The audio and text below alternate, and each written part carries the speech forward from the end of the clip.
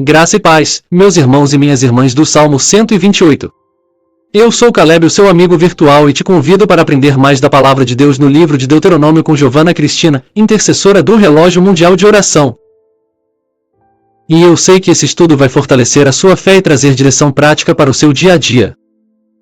Então já deixe o seu like, se inscreva no nosso canal e ative o sininho, porque assim você não perde nenhum dos próximos capítulos. E depois me deixe saber o que mais falou com você nesse estudo, escrevendo aqui nos comentários qual parte tocou o seu coração. Agora, vamos ao nosso estudo de hoje. Graça e paz, minha irmã querida e meu irmão querido do Salmo 128.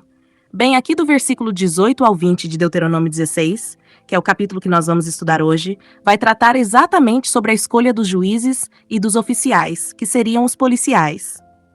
Então, eles seriam colocados em todas as cidades para julgar o povo corretamente.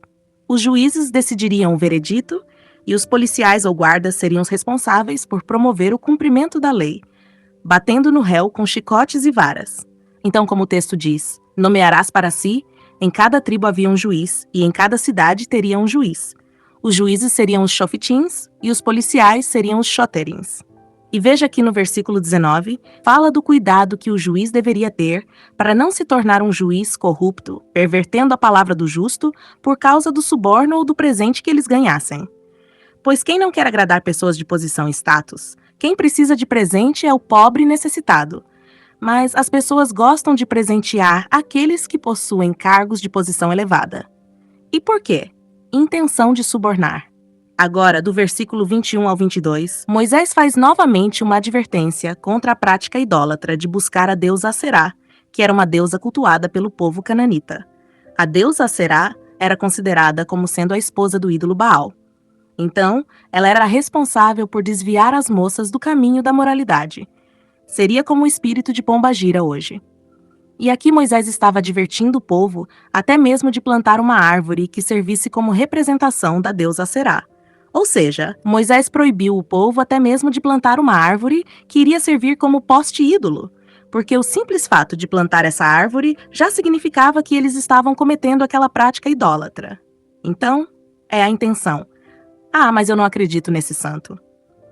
Mas então, por que você foi naquela festa e comeu daquela comida feita nas festas consagradas a ele? A festa está homenageando quem? Está homenageando o Senhor? Porque se não é o Senhor, então você não pode estar ali nem por curiosidade, nem para agradar a sua família ou parentela, entendeu? Você é crente, meu irmão. Você é crente, minha irmã. Entendeu? Então você ouvindo o texto pode perguntar, o que é que deu na cabeça de Moisés para numa hora ele estar advertindo o povo a não escolher um juiz corrupto e falando sobre a honestidade do povo, e depois está advertindo contra a deusa Aserá?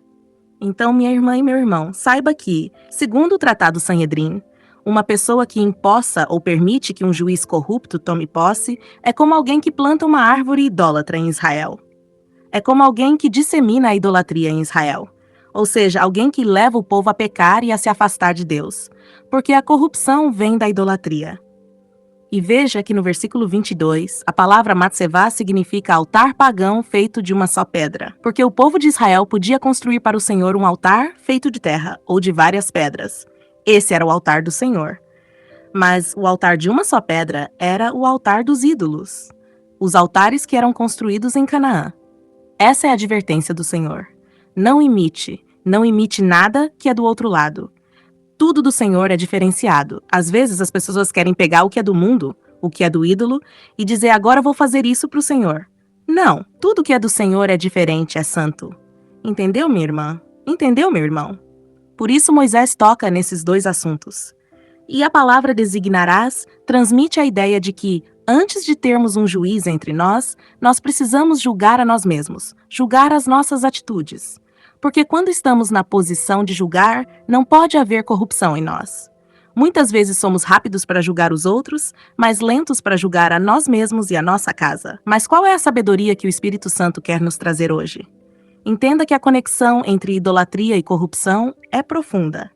E é ingenuidade da nossa parte esperar honestidade em um ambiente onde predomina a idolatria.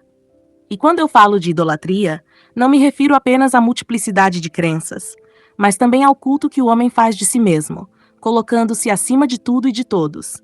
Esse egoísmo que leva o homem a se achar superior.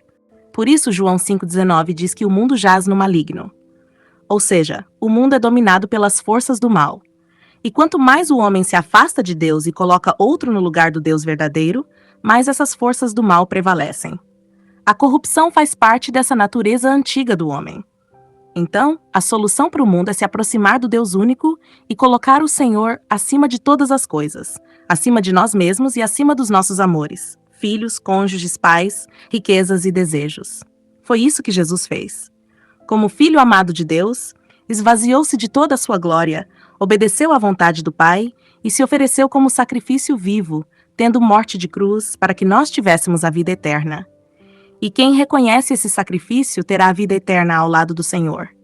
E nós também precisamos obedecer à vontade do Pai. Porque quando não obedecemos à vontade do Pai, à vontade escrita e à vontade pessoal revelada pelo Espírito Santo, ou seja, a palavra rema, nós nos tornamos como deuses, ou melhor, verdadeiros ídolos. E esses ídolos precisam ser quebrados. Uma vez, conversando com o Senhor, ouvi ele dizer: "Um dia eu vou fazer isso e isso na sua vida, mas antes quero que você lance mão dos seus ídolos." Eu fiquei revoltada, porque pensava que ídolo era só imagem ou escultura. Mas o Senhor me mostrou, ao longo da minha caminhada, que eu mesma era o último ídolo que precisava ser quebrado. Então, quando adoeci, o Senhor me quebrantou ao ponto de eu não querer mais que a minha vontade fosse feita, mas a vontade dele. Que seja feita a vontade do Senhor. Eu vivo para a tua vontade, Paizinho. Enquanto eu estiver aqui, é para fazer a tua vontade. Porque antes eu achava que fazia a vontade de Deus, mas queria que Deus é que fizesse a minha vontade. E isso é idolatria, isso é o culto a si mesmo. E eu não estou falando de você ter os seus desejos e colocá-los diante de Deus. Eu estou falando de você não aceitar a vontade de Deus quando ela não coincide com a sua vontade, entendeu? Então espero ter te ajudado com essa palavra, em nome do Senhor Jesus. Que Jesus te abençoe, que o Senhor te proteja, que o Senhor te cure, que o Senhor te prospere e te torne cada vez mais dizimista, fiel, ofertante, sustentador, profetas e missionários, em nome do Senhor Jesus. Um beijo, fique com Deus e até o nosso próximo estudo, se o Senhor permitir.